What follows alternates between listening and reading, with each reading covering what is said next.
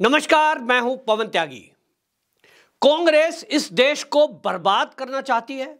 क्या कांग्रेस की मंशा इस देश को फिर से आर्थिक गुलाम बनाने की है?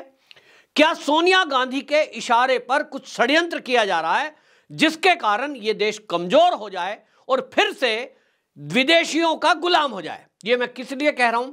यह मैं इसलिए कह रहा हूं क्योंकि कांग्रेस का पिछले 2-4 साल का अगर आप बयानबाजी और इतिहास उठाकर देखेंगे, जब से मोदी सरकार आई है उसके बाद से जिस तरह से ये कांग्रेसी, खासतौर पे राहुल गांधी, गांधी परिवार भारत के एजेंसियों पर, भारत की जो अर्थव्यवस्था पर, भारत के उद्योगपतियों पर, भारत की सेना पर जिस तरह से प्रहार कर रहे हैं, झूठे उनके ऊपर आरोप लगा रहे हैं, उनके बारे में झूठ फैला रहे हैं, इससे यही दिखाई दे रहा है कि ये जो गांधी परिवार है ये इस देश की तरक्की नहीं चाहता।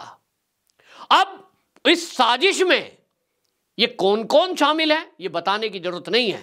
हिंडनबर्ग की रिपोर्ट में जिस तरह से इन्होंने हल्ला किया, संसद नहीं चलने दी और ये तक आरोप लगाए कि मोदी का कौन दोस्त? राहुल गांधी अभी भी बोलते हैं मोदी का तो दो ही दोस्त है, अडानी। और अडानी को लेकर के जिस तरह के नारेबाजी की गई, आज उसी अडानी की गोद में ये कांग्रेसी बैठे हैं। कर्नाटक की सरकार हजारों करोड़ की उससे डील कर रही है, लेकिन सवाल ये उठता है कि राहुल गांधी और पूरे कांग्रेसी और जो विपक्षी दल हैं ये अडानी पर जो प्रहार कर रहे थे, इसके पीछे की चाल क्या थी आपको बताता हूं। असल में अभी आंकड़े आए हैं LIC को लेकर और ये पता चला है कि भारत के जितने भी उपक्रम हैं भारत के अंदर, उसमें अभी तक स्टेट बैंक ऑफ इंडिया सबसे ज्यादा मुनाफा कमाने वाली कंपनी के रूप में स्थापित था। 157% उसने मुनाफा कमाया और देश की सरकार की सबसे बड़ी एक संस्था बन गई जिसने शेयर मार्केट में भी धमाल मचा के रखा और जो व्यापार किया देश के अंदर, उस बैंक ने, स्टेट बैंक ने नंबर 1 का बन गया। आपको याद होगा हिंडनबर्ग को लेकर के जिस तरह से कांग्रेस और विपक्ष ने संसद में हल्ला किया और हिंडनबर्ग नाम की एक रिपोर्ट आ गई थी अमेरिका की एक एजेंसी की, जिसके पीछे बाद में पता चला कि जॉर्ज सोरोस जैसा व्यक्ति है जो भारत की बर्बादी देखना चाहता है, ये उसके इशारे पर किया जा रहा था। अब तो ये भी पता लग गया कि जैसे ही TMC की सांसद थी महुआ मोइत्रा कि वो पैसे लेकर के सवाल पूछ रही थी, ये खुलासा हो गया है कि ये सांसद किस तरह से बिके हुए हैं। अब इसमें क्या गांधी परिवार का भी हाथ है? कितना हाथ है? क्यों सवाल पूछ रहे थे? अब ये तो पत्रकारों को राहुल गांधी से पूछना चाहिए कि आप अडानी पर प्रहार कर रहे थे और ये कह रहे थे कि देश की LIC का पैसा, लोगों का, आम जनता का शेयर का पैसा वो अडानी के शेयरों में लगा दिया। SBI का पैसा जो आम जनता ने वहां जमा किया हुआ है वो पैसा अडानी की कंपनियों के शेयर में SBI और LIC ने लगा दिया। ये तो आम जनता का पैसा डूब जाएगा, देश बर्बाद हो जाएगा, स्टेट बैंक बंद हो जाएंगे, LIC में पैसा लोगों का डूब जाएगा। यहां तक ही नहीं, आपको याद होगा कि इन्हीं कांग्रेस के नेताओं ने राहुल गांधी के नेतृत्व में LIC के दफ्तर के बाहर भी धरना और प्रदर्शन कर दिया था। पूरे देश के अंदर एक भ्रम की स्थिति पैदा करने की कोशिश थी। अब यह पता लग रहा है कि इनकी चाल क्या थी। इनकी चाल यह थी कि स्टेट बैंक को यह कहो कि स्टेट बैंक तो बंद होने वाला है, ये तो बर्बाद होने वाला है, अडानी का अब कंपनी डूब जाएगी, अडानी तो सड़क पे आ जाएगा, वो तो भीख मांगने लगेगा, क्योंकि हमने तो वो साजिश करने वालों ने कर दी है। हिंडनबर्ग ने जो रिपोर्ट बनाई उसके आधार पर उसको विश्वास ये था कि हमारे जो पिट्ठू भारत में बैठे हैं वो लोग संसद में हल्ला करेंगे, इस पर बवाल मचाएंगे, मीडिया में डिबेट होगी, तो अडानी के जो शेयर है जिन्होंने ले रखे हैं वो बेचेंगे तो अडानी का शेयर धड़ाम आ जाएगा और अडानी की कंपनियां बर्बाद हो जाएगी। अडानी आ जाएगा सड़क पर तो अमेरिका की और चीन की कंपनियों की तरक्की हो जाएगी। लेकिन ऐसा हुआ नहीं, क्योंकि जिन लोगों ने ये शेयर ले रखे थे उनको सरकार पे भरोसा था कि सरकार जरूर कुछ ना कुछ करेगी और हुआ ऐसा ही। सुप्रीम कोर्ट तक ने भी क्लीन चिट दी। लेकिन अब सवाल कांग्रेसियों पर उठता है, इनका दोगला चरित्र देखिए।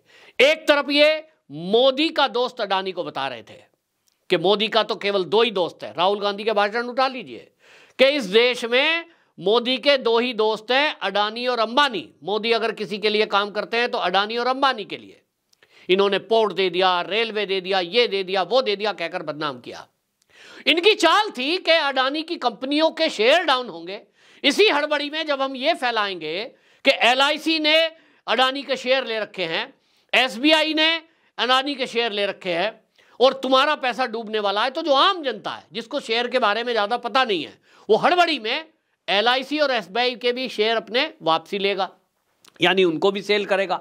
जिन लोगों ने स्टेट बैंक में पैसे रखे हुए हैं, किसी ने उसमें FD कर रखी है, किसी ने अपने शेविंग में पैसे जमा करा रखे हैं, वो सब भी अपना पैसा निकाल लेंगे।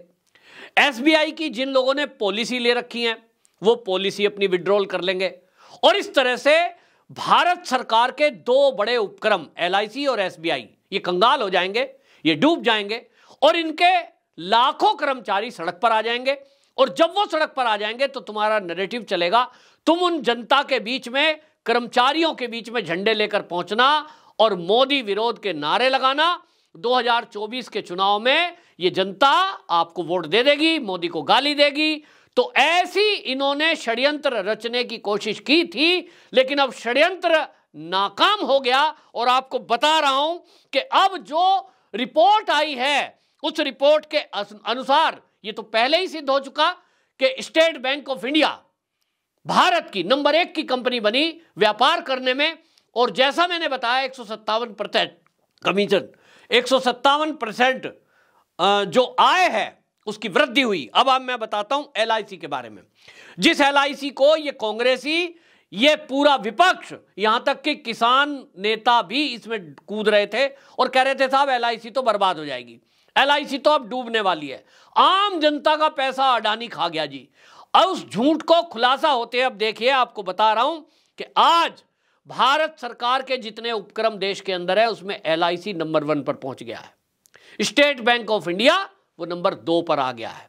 याद करिए मोदी जी का वो भाषण, मोदी जी ने संसद के अंदर जब बोला था, उन्होंने कहा कि ये जो विपक्ष है ये LIC और SBI पर जो भ्रम फैला रहा है, ये विपक्षी दल जिस कंपनी के बारे में भी प्रचार करे, समझ लो वो ही फायदे की चीज है। क्योंकि विपक्ष का एक सूत्री एजेंडा है कि भारत में जो भी तरक्की कर रहे हैं ये उनको बदनाम करेंगे, उनके खिलाफ षड्यंत्र करने वालों के साथ खड़े होंगे। और उसको जब बदनाम करेंगे तो क्योंकि इनको चाहिए चीन की कंपनी भारत में आए, अमेरिका की कंपनी का व्यापार बढ़े, ये नहीं चाहते कि भारत का उद्योगपति कोई तरक्की करे। मोदी जी ने जो कहा था कि मैं आज लोगों से कह रहा हूं कि SBI और LIC के शेयर ले लो, फायदे में रहोगे, उस समय उनका कॉन्फिडेंस था। और आज आप देखिए नतीजे हैं। नतीजे आपको बताता हूं। 17 जनवरी का ये शेयर बाजार की बात बता रहा हूं। LIC का जो शेयर है 918 रुपए पर पहुंचा है। उसकी जो पूंजी है 5.6 लाख करोड़ पर पहुंच गई है। ये LIC की कुल पूंजी है जो 5.6 लाख पर पहुंची है। SBI नंबर 2 पर है, 5.5 लाख करोड़ की पूंजी है। और आपको बता दूं कि इसकी जो हिस्सेदारी है सरकार के पास 96.5 हिस्सेदारी गवर्नमेंट के पास है, यानी मालिकाना हक और शेयर ज्यादातर सरकार के पास है। निवेशकों के पास मात्र 3.5% जो है आम पब्लिक के पास LIC की हिस्सेदारी यानी शेयर है। अब जिसको हल्ला किया जा रहा था कि साहब आम आदमी का पैसा डूब गया, आप समझिए कि वो सरकार की हिस्सेदारी इसमें ज्यादा है, 96.5%। मात्र 3.5% पब्लिक के पैसे हैं। और वो भी कितने, जो आपको बता दूं 25 करोड़ पॉलिसी धारक हैं।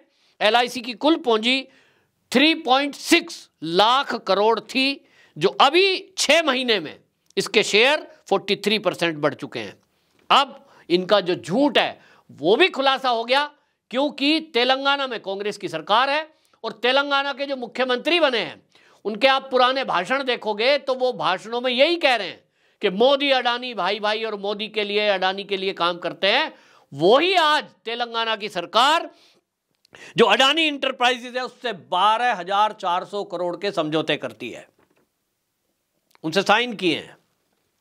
600 लोगों को रोजगार मिलेगा। और राहुल गांधी देश में घूम घूम के ये कह रहे थे, उनके भाषणों में आप सुनिए, वो कह रहे थे अडानी ने क्या आज तक किसी एक आदमी को नौकरी दी है इस देश में? वो पूछ रहे थे पब्लिक से, कांग्रेस ही सामने बैठे रहते हैं, हाँ बताइए अडानी ने कितने लोगों को नौकरी दी, तो उत्तर आएगा किसी ने नहीं। प्रियंका गांधी वाड्रा यही सवाल कर रही थी। लेकिन आज तेलंगाना के कांग्रेस के मुख्यमंत्री कह रहे हैं कि अडानी से जो हम समझौता कर रहे हैं एनर्जी सेक्टर में और बाकी सेक्टरों में, उससे 600 लोगों को रोजगार मिलेगा। यानी अब उन पर जब सवाल उठ रहा है तो वो अपनी सफाई में ये कह रहे हैं कि अडानी रोजगार भी देता है। जब इस बात को अडानी का लोग कह रहे थे कि भैया हम जहां देश के अंदर अपना प्लांट लगाते हैं, भारत के ही लोग नौकरी करते हैं, किसी भी राज्य में हो, तो राजस्थान में कांग्रेस की सरकार थी अशोक गहलोत की, तब हजारों करोड़ का समझौता हुआ, लगभग 5,000 करोड़ का समझौता किया था अडानी से, वहां सोलर प्लांट लगा है।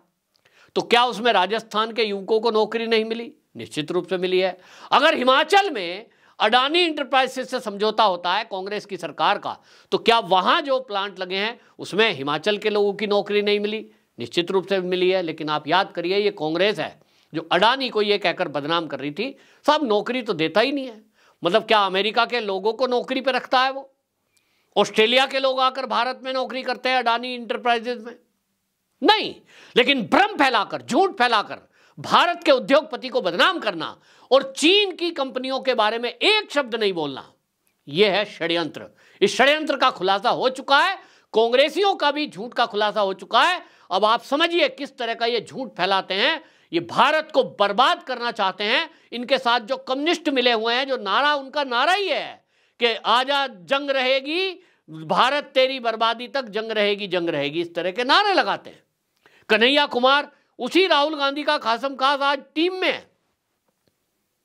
इन कांग्रेसियों की फितरत को पहचानिए और ये गांधी खानदान को पहचानिए कि किस तरह से ये देश विरोधी नहीं, हिंदू विरोधी है, सनातन विरोधी है। इनका एक सूत्री कार्यक्रम है तुष्टीकरण और इस देश की बर्बादी। देशवासियों सतर्क होना पड़ेगा। यह देश युवाओं का देश है। अगर आप सतर्क नहीं हुए तो भारत का कल सुरक्षित नहीं रहेगा। मोदी आज है, कल नहीं रहेगा, लेकिन देश हमेशा रहेगा। और देश की रक्षा करना ये आपका और मेरा भी कर्तव्य है, ना कि किसी राजनीतिक दल का। भारतीय जनता पार्टी देश के बारे में आवाज उठाती है, वो एक राजनीतिक दल है, लेकिन ये देश आपका और मेरा भी है। हमें सोचना है कि हम किन पार्टियों के पीछे खड़े हैं।